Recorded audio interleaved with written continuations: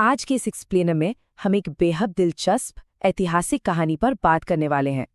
एक ऐसी कहानी जिसका गणित अच्छों का दिमाग घुमा देता है। शतरंज, एक राजा और कंपाउंडिंग की असली ताकत। देखिए, ये सिर्फ कोई पुराना किस्सा नहीं है, बल्कि एक बहुत बड़ा मैथमेटिकल लेसन है। अब सवाल ये है कि आखिर चावल के एक छोटे से दाने ने पूरे के पूरे एक विशाल साम्राज्य को दिवालिया कैसे कर दिया? एक्सपोनेंशियल ग्रोथ यानी घातांकीय वृद्धि की इस चौंकाने वाली सच्चाई को समझने के लिए हमें सबसे पहले इस ऐतिहासिक शर्त को समझना होगा। तो चलिए इसे डीकोड करते हैं। एक अहंकारी राजा की शर्त और संपत्ति का भ्रम। तो कहानी शुरू होती है एक ऐसे राजा से जिसके पास अनाज के भरे हुए विशाल भंडार थे। उसे अपनी इस दौलत पर इतना ज्यादा घमंड था कि उसे लगता था दुनिया में कोई भी उसकी अमीरी की बराबरी कर ही नहीं सकता। मतलब वेल्थ को लेके एक बहुत बड़ा इल्यूजन था। एक तरफ था वो राजा जिसका अहंकार 7वें आसमान पर था, और दूसरी तरफ एक बहुत ही तेज दिमाग वाला गणितज्ञ। ये गणितज्ञ शतरंज खेलते समय इस राजा के पास पहुंचा और उसने इनाम के तौर पर एक बहुत ही अजीब लेकिन बेहद सीधी सी दिखने वाली मांग रखी। शतरंज की चुनौती और एक मामूली सी मांग। उस गणितज्ञ ने कहा, क्या? उसने बस ये कहा कि शतरंज के पहले स्क्वायर पर चावल का सिर्फ एक दाना रखा जाए और फिर अगले हर स्क्वायर पर उसकी संख्या दोगुनी कर दी जाए, बस। और ऐसा चेसबोर्ड के पूरे 64वें खाने तक किया जाए। अब शुरुआत में ना ये गणित बिल्कुल हानिरहित और बहुत ही छोटा लगता है। मतलब 8वें खाने तक पहुंचते पहुंचते चावल के दानों की संख्या सिर्फ 128 तक ही पहुंचती है। हमारा इंसानी दिमाग भी यही सोचता है कि अरे ये तो बहुत ही मामूली सी बात है ना? राजा का भी यही हाल था। वो इस मामूली सी मांग पर जोर से हंस पड़ा। उसने गणित यज्ञ से कहा कि भाई तुम इसके बदले 10-20 साल का राशन ले लो। लेकिन जब वो नहीं माना तो राजा ने बिना कोई असली कैलकुलेशन किए, बिना कुछ सोचे समझे, इस दुगना करने वाले नियम को आंख बंद करके मान लिया। लेकिन फिर आती है मंत्री की चेतावनी, खतरे का पहला संकेत। राजा के ही बगल में उसका एक मंत्री खड़ा था। वो समझदार था और उसे आने वाले इस भयंकर गणितीय विनाश का पूरा अंदाजा हो गया था। ये आने वाली मुसीबत का सबसे पहला सिग्नल था। उस मंत्री ने राजा को बिल्कुल साफ शब्दों में वार्निंग दी, इसे स्वीकार मत कीजिए, आप मारे जाएंगे। हमारे पास इतना सब कुछ है ही नहीं।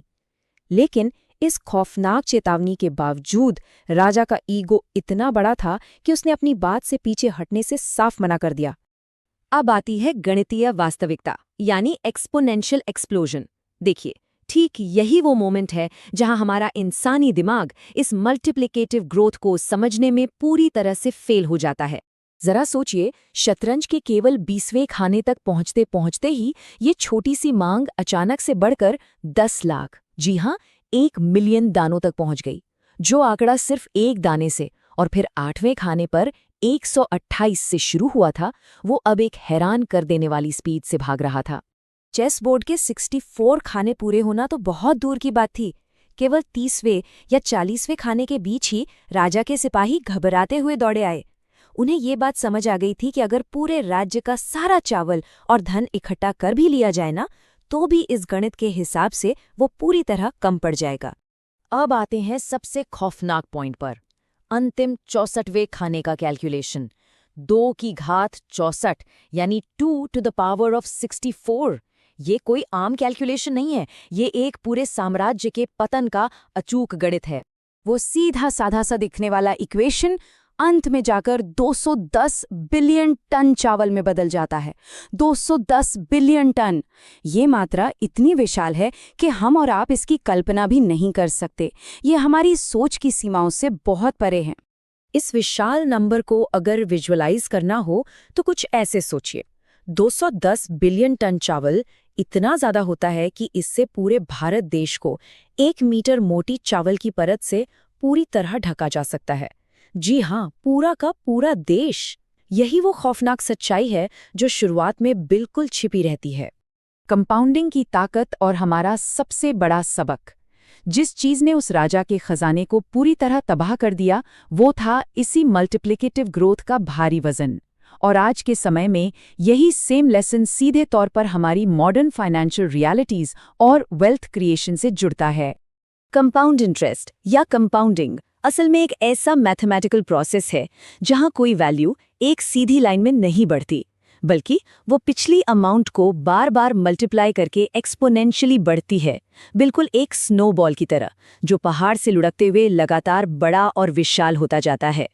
जैसा कि हमारे इस एनालिसिस से बिल्कुल साफ है, जिससे इसकी समझ है वो असीमित अमीर हो सकता है और जिससे इसकी समझ नहीं है वो असीमित गरीब हो सकता है। इस एक फॉर्मूले को समझना ही अपार समृद्धि या फिर पूर्ण विनाश, इन दोनों के बीच का असली फासला तय करता है। निष्कर्ष बहुत ही सिंपल है, या तो हमें इस इनक्रेडिबल मैथमेटिकल पावर का सही इस्तेमाल करना सीखना चाहिए ताकि हम बाउंडलेस कंपाउंडिंग वेल्थ क्रिएट कर सकें, या फिर इग्नोरेंस के चलते उस अहंकारी राजा की तरह इसी गणित के हाथों पूरी तरह से बैंकरप्ट होने के लिए तैयार रहना चाहिए। तो आज के इस एक्सप्लेनेर को हम एक बहुत ही गहरे विचार के साथ यहीं खत्म करते हैं। क्या कंपाउंड इंटरेस्ट की ये अदृश्य शक्ति वेल्थ जनरेशन का एक शानदार टूल है, या फिर एक छिपा हुआ जाल? इस चौंका देने वाली गणितीय सच्चाई को आप अपना भविष्य संवारने के लिए जानबूझकर कैसे इस्तेमाल कर सकते हैं? ये एक ऐसा सवाल है जिस पर हम सबको जरूर सोचना चाहिए।